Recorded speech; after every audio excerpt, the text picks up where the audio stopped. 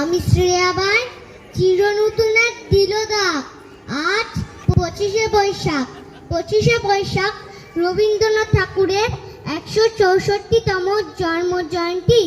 তিনি স্বরাজে বিরাজমান। তিনি কলকাতার জোড়াসাগর ঠাকুর বাড়িতে তিনি জন্মেছিলেন।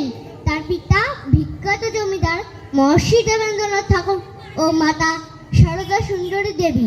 তিনি মাত্র 8 বছর বয়স থেকেই কবিতা লিখতে শুরু করেন। ভারত ও বাংলাদেশের তিনি জাতীয় সঙ্গীত লিখেছিলেন।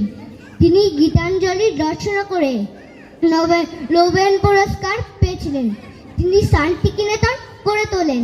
বাংলা সাহিত্যের প্রত্যেকটি পাতায় রয়েছে তার অবদান। নমস্কার।